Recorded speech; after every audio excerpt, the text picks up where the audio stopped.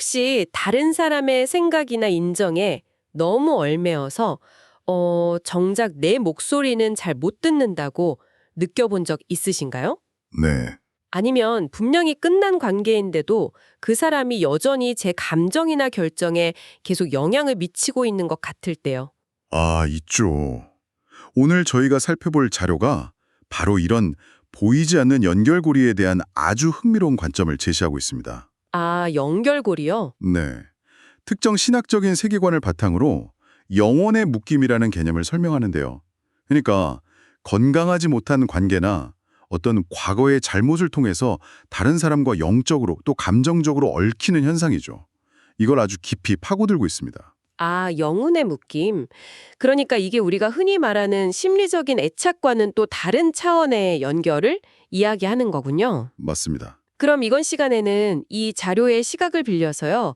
이 영혼의 묶임이라는 게 정확히 뭔지, 또 이게 우리 삶에 어떤 식으로 나타나는지 구체적인 사례들을 통해서 한번 탐구해 보려고 합니다. 네, 좋습니다. 그리고 가장 중요한 것, 이 보이지 않는 끈을 어떻게 끊어내고 자유로워질 수 있는지 그 방법까지요. 아마 청취자분께서도 자신의 관계를 한번 다른 렌즈로 들여다보는 그런 시간이 될 것 같습니다. 네. 자, 그럼 이 자료에서 말하는 영혼의 묶임이 대체 뭔지 그 정의부터 한번 제대로 짚어주시죠. 이 자료에서는요, 영혼의 묶임을 설명하기 위해서 아주 강렬한 비유를 하나 씁니다. 비유요? 네, 바로 짝퉁이라는 단어인데요. 짝퉁이요? 네, 하나님이 본래 의도하신 건강한 영적 결합, 그러니까 결혼 같은 관계에 왜곡된 모조품이라는 겁니다. 사단이 신성한 결합을 모방해서 겉보기엔 그럴듯하지만 결국 우리를 파괴하는 그런 해로운 연결을 만들어낸다고 보는 거죠. 와, 짝퉁이다니. 표현이 정말 확 와닿네요. 명품처럼 보이지만 사실은 조악한 가짜라는 거잖아요. 바로 그거죠. 그럼 그 짝퉁 관계에 묶이면 구체적으로 어떤 일이 벌어지는 건가요? 제가 자료를 보니까 이게 단순히 마음이 좀 복잡해지는 수준이 아니더라고요. 네, 훨씬 심각하죠. 핵심적인 증상으로 사람에 대한 두려움을 꼽습니다. 사람에 대한 두려움이요? 네, 다른 사람의 시선이나 평가에 지나치게 예민해지고 끊임없이 인정을 갈구하게 된다는 거죠. 그러다 보니까 생각은 혼란스러워지고 결국 삶의 기쁨이나 평안을 다 잃어버리게 된다. 이렇게 분석을 해요. 하나님과의 관계에서도 솔직하지 못하게 되고요. 아, 사람에 대한 두려움이 핵심 증상이군요. 저는 이게 그냥 뭐 소심한 성격 탓이라고만 생각했는데 이 자료의 관점에서는 이게 어떤 보이지 않는 연결의 결과일 수도 있다는 말이네요. 맞습니다. 성경에 나오는 그 베드로의 사례를 든 게 그래서였군요. 바로 그 지점입니다. 베드로가 어떤 인물입니까? 복음 전파의 최전선에 있던 지도자잖아요. 그렇죠. 그런데도 과거에 함께했던 유대인 친구들이 자기를 어떻게 볼까? 그게 두려워서 이방인들과의 식사 자리에서 슬쩍 빠지는 모습을 보이죠. 이 자료는 이걸 단순히 베드로의 약한 성격 문제다 이렇게 보는 게 아니라 네. 그를 복음의 진보로부터 붙잡아 두려는 영혼의 묶임의 한 형태로 해석하는 겁니다. 와, 듣고 보니 정말 흥미로운 해석이네요. 이론만 들으면 좀 추상적인데 이 개념이 실제 삶에서 어떻게 나타나는지를 보여주는 사례들이 아주 구체적이어서 놀랐습니다. 네, 그렇죠. 특히 그 결혼한 지 얼마 안 된 여성의 이야기가 기억에 남아요. 아, 네. 그 신혼인 한 여성이 이 강의를 듣고 엄청난 충격을 받았다는 사례죠. 네. 남편을 정말 사랑하는데도 마음 한구석이 계속 허전하고 뭐라고 할까 완전히 하나가 된 느낌이 없었는데 그 이유를 깨달았다는 거잖아요. 맞습니다. 결혼 전에 성관계를 가졌던 세 명의 옛 연인과 여전히 영혼이 연결되어 있었다는 걸요. 이 보이지 않는 끈들이 현재 남편과의 온전한 친밀감을 가로막고 있었던 거죠. 와, 머릿속에서 남편뿐만 아니라 세 명의 남자와 함께 살고 있었다는 걸 깨달은 거잖아요. 정말 소름 돋는 자각이었을 것 같아요. 그렇죠. 중독 관계에 대한 사례도 비슷한 맥락이더라고요. 마약을 끊고 새 삶을 시작했는데도 과거의 친구들로부터 벗어나지 못하는 경우요. 맞습니다. 그래서 자료에서는 마약 중독 회복 과정에서 물리적인 조치랑 영적인 조치를 반드시 병행해야 한다고 강조해요. 아, 둘 다요? 네. 함께 마약하던 친구나 거래상의 전화번호를 삭제하는 건 기본이고요. 더 나아가서 그들과 맺어졌던 영적인 연결고리를 의식적으로 끊어내는 기도가 필요하다는 겁니다. 아, 눈에 보이는 것과 보이지 않는 것을 함께 다뤄야만 진정한 자유를 얻을 수 있다고 보는 거죠. 이게 비단 뭐 성적인 관계나 중독 같은 극단적인 상황에만 국한된 얘기가 아니라는 점이 더 와닿았어요. 맞아요. 평범한 직장이나 가족 관계에서도 얼마든지 일어날 수 있다는 거잖아요. 그 이전 직장 상사에게 시달렸던 여성의 사례처럼요. 네.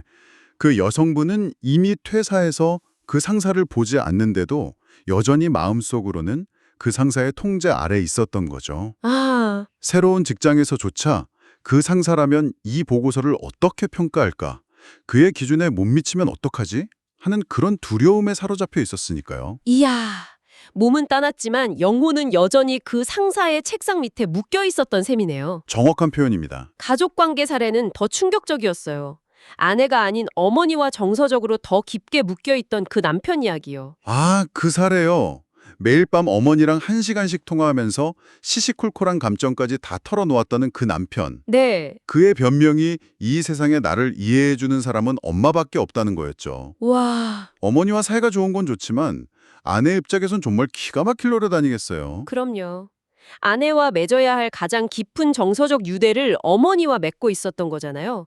마땅히 있어야 할 자리의 연결이 비정상적인 연결 때문에 망가지는 것. 이 자료가 말하는 영혼의 묶임의 핵심 문제가 바로 이런 거군요. 정확합니다. 잘못된 연결 하나가 다른 모든 건강한 관계들을 병들게 만드는 거죠. 이런 사례들을 듣고 보니 좀 답답하고 무력감이 느껴지기도 하네요. 이미 너무 깊이 얽혀버려서 풀 수 없을 것 같은 관계도 있을 텐데요. 이걸 과연 끊어내는 게 가능할까요? 자료에서는 어떤 해결책을 제시하나요? 문헌 해결책을 제시합니다. 아주 구체적이고 단계적인데요.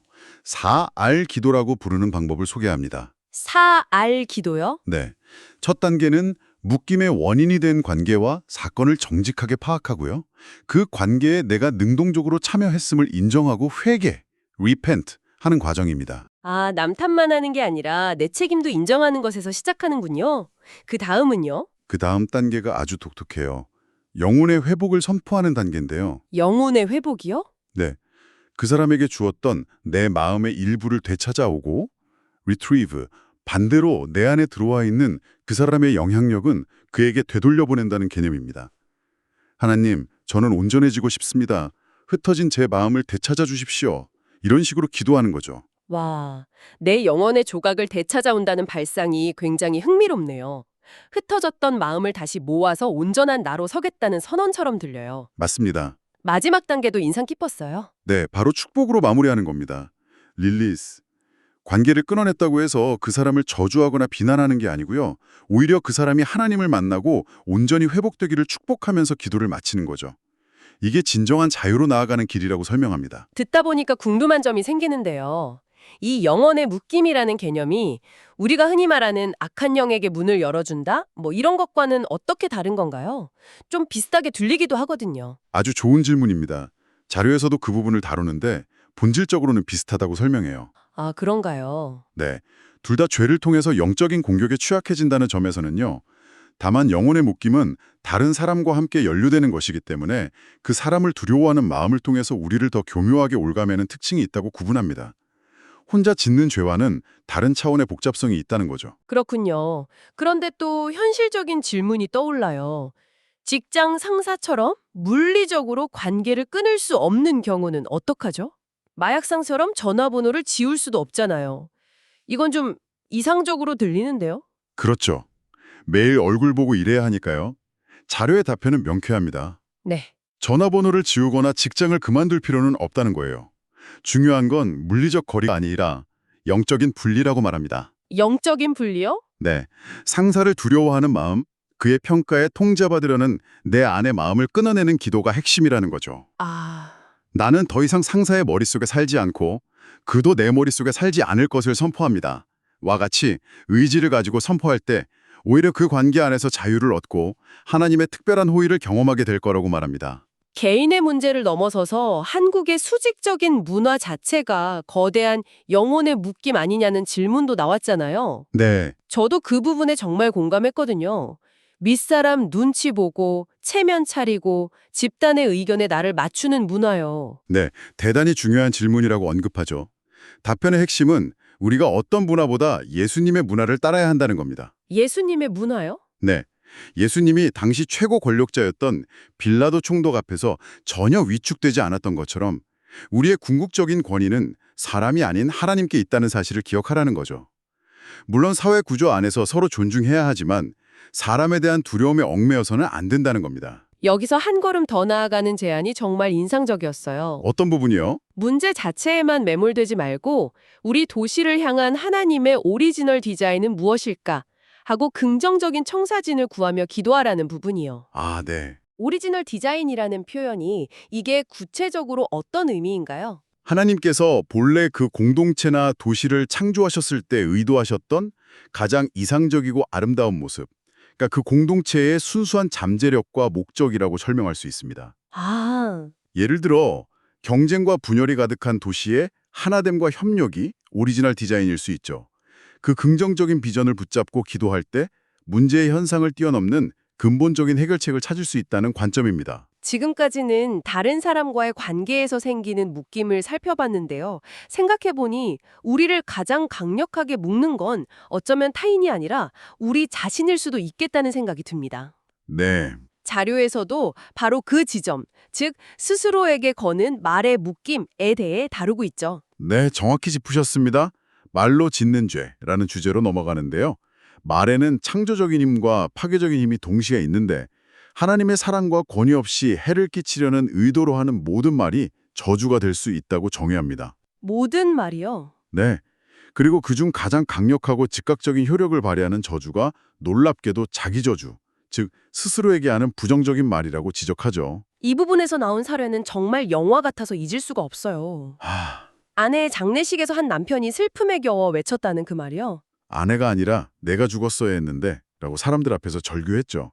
그런데 정말 비극적이게도 그 말을 하고 불과 2달 뒤에 전립선암 말기 진단을 받게 됩니다. 정말 충격적이죠. 그런데 이야기가 여기서 끝나지 않잖아요. 네, 그렇죠. 그는 한 기도 모임에 참석해서 자신이 무심코 뱉었던 그 파괴적인 말을 사람들 앞에서 공개적으로 취소하고 회개하는 기도를 합니다. 네. 그리고 병원에 가서 조직 검사를 받는데 암세포가 단 하나도 발견되지 않는 기적적인 치유를 경험했다는 이야기입니다. 와, 이 사례는 스스로에게 한 부정적인 말이 얼마나 실제적인 파괴력을 가질 수 있는지, 그리고 그것을 믿음으로 끊어냈을 때 어떤 회복이 일어나는지를 극명하게 보여주죠. 그렇군요. 나는 안 돼. 난 늘 이 모양이야. 같은 말들을 우리가 무심코 내뱉을 때가 많은데 이 자료의 관점에서 보면 그게 다 나 자신에게 거는 저주가 될 수 있다는 거네요. 바로 그거죠. 그래서 직접 종이에 써보고 그걸 파기하는 작업을 권면하는 거군요. 맞습니다. 내가 나에게 했던 모든 부정적인 말들을 적어보고 그것들을 예수의 이름으로 깨트린 뒤 하나님의 진리, 즉 축복의 말로 대체하는 실질적인 적용이 필요하다고 강조합니다. 네. 우리는 저주가 아니라 축복을 선포하도록 부름받은 존재라는 점을 상기시키면서요. 오늘 우리는 눈에 보이지 않는 영혼의 묶임과 자기 저주라는 개념이 이 자료의 관점에서 어떻게 우리의 관계, 감정, 심지어 건강까지 지배할 수 있는지 깊이 있게 살펴봤습니다. 여기서 가장 중요한 희망의 메시지는 이런 묶임과 저주가 결코 영원하지 않다는 점입니다. 아, 그것의 실체를 정확히 인지하고 용기를 내어 끊어내기로 결단할 때 비로소 진정한 자유와 회복이 시작된다는 거죠. 맞습니다. 오늘 다룬 내용들은 단순히 추상적인 개념이 아니라 청취자분께서 지금 당장 자신의 생각과 관계, 그리고 스스로에게 하는 말을 점검해 볼 수 있는 아주 실용적인 렌즈가 될 수 있을 겁니다. 네, 여전히 내 발목을 잡고 있는 과거의 관계는 없는지, 또 나도 모르게 스스로의 가능성을 제한하는 말을 하고 있지는 않은지 돌아보는 계기가 되셨으면 합니다. 마지막으로 오늘 나눈 이야기에서 확장된 질문을 하나 던져드리고 싶습니다. 이 질문을 곱씹어 보시는 것만으로도 새로운 관점이 열릴 수 있을 겁니다. 자료에서는 개인과 가문을 넘어 우리가 속한 공동체를 향한 하나님의 오리지널 디자인을 구하라고 권면했죠. 이 아이디어를 청취자님의 삶에 한번 적용해 보면 어떨까요? 네, 청취자님의 가정 혹은 직장이나 속해 있는 공동체를 향한 가장 이상적인 오리지널 디자인, 그 긍정적인 청사진은 어떤 모습일지 상상해 본 적 있으신가요? 그리고 그 청사진의 관점으로 지금 주변을 바라볼 때 어떤 새로운 가능성이 보이기 시작할까요?